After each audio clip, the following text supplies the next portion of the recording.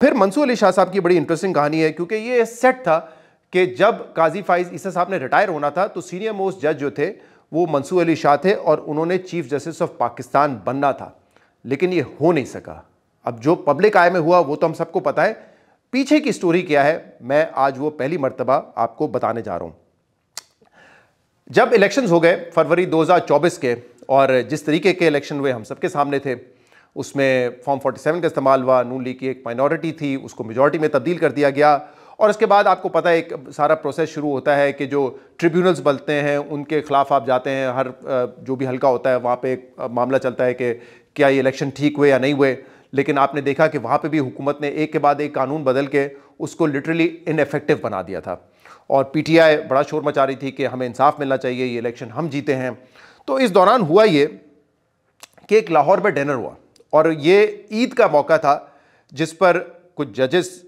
कुछ lawyer fraternity के लोग, कुछ लीगल फ्रेटर्निटी के लोग वहाँ पे जमा हुए थे, और ये कह सकते हैं आपके एक ही कॉलेज से इनका ताल्लुक था, तो एक कॉलेज यूनियन टाइप का ये एक इवेंट था, एक डिनर था, ईद डिनर, जिस पर एक लंबी चौड़ी तकरीर एक शख्स ने की, नाम मैं उनका नहीं लूँगा। उन्होंने एक बड़ी तकरीर की कि इलेक्शन में किस तरीके से जो है धांधली हुई है, फॉर्म 47 का इस्तेमाल हुआ, इसके बाद इलेक्शन ट्रिब्यूनल्स को इनफेक्टिव बना दिया गया, तो इंसाफ की कोई गुंजाइश नहीं बची। ये सारी उन्होंने एक लंबी चौड़ी तकरीर की। अच्छा, उस डिनर में जो दीगर लोग थे जिनका ताल्लुक लीगल फ्रेटर्निटी से था, उनमें मंसूर अली शाह साहब भी थे। तो मंसूर अली शाह साहब ने वहाँ पे एक मुख्तसर सा जुमला कहा, मैं ये खुद लिखा हुआ है, मैं पढ़ के सुना देता हूँ आपको क्या वो जुमला था। उन्होंने वहाँ पे कहा कि जो ये मामला हुआ है इलेक्शन में धांधली का, अदालत इस पर खामोश नहीं रह सकती और अदालत को इस पर अपना किरदार अदा करना चाहिए। बस वो जो पूरी लंबी तकरीर वहाँ पे जनाब मौजूद थे उन्होंने की, उसके जवाब में उन्होंने कहा कि अदालत इस पर खामोश नहीं रह सकती, अदालत को अपना किरदार अदा करना चाहिए। कहीं उसमें उन्होंने ये बात नहीं की कि जो इलेक्शंस हुए हैं उसको हम नल एंड वॉइड डिक्लेयर कर देंगे,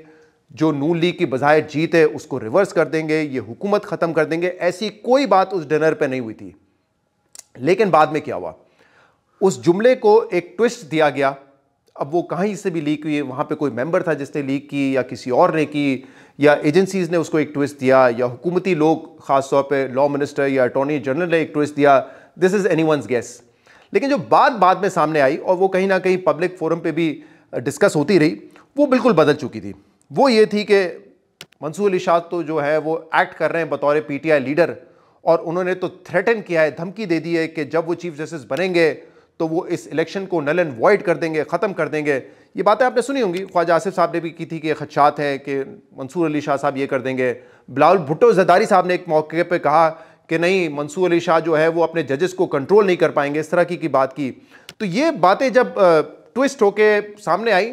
तो फिर हुकूमत ने भी एक जहन बना लिया और इदारों ने भी एक जहन बना लिया कि अगर मंसूर अली शाह साहब आ गए तो ये इलेक्शन तो नल एंड वॉइड हो जाएंगे और हुकूमत का खात्मा हो जाएगा। ये सारी स्टोरी यहाँ पे शुरू हुई थी उस डिनर पे, जबकि उन्होंने कोई ऐसी बात नहीं की थी। उनका जुमला बड़ा नॉर्मल था, जो कोई भी सुनता तो यही कहता कि इतनी बड़ी धांधली हुई है, तो उन्होंने कहा अदालत का एक किरदार है वो होना चाहिए, लेकिन उसको एक एंगल दे दिया गया। फिर इसके बाद क्या हुआ, इसके बाद रिजर्व सीट का मामला था, पेशावर हाई कोर्ट का एक फैसला था, उन्होंने सुन्नी इत्तेहाद काउंसिल को इनकार कर दिया था, उनके खिलाफ फैसला दे दिया था कि ये रिजर्व सीट आपको नहीं मिल सकती। लेकिन फिर मंसूर अली शाह साहब उस 3 रुकनी बेंच को हेड कर रहे थे जिसने पेशावर हाई कोर्ट का फैसला सस्पेंड किया, और मामला जो है उन्होंने कमेटी में भेजा, फिर एक फुल कोर्ट बना, और रिजर्व सीट की जो जजमेंट आई वो उस वक्त सुन्नी इत्तेहाद काउंसिल या पीटीआई के फेवर में थी, वो जो हुक्मरान जमाते हैं उनके खिलाफ थी। लेकिन बाद में बहरहाल वो फैसला भी ओवरटर्न हो गया रिव्यू में जाकर, वो एक अलहदा कहानी है। लेकिन जब ये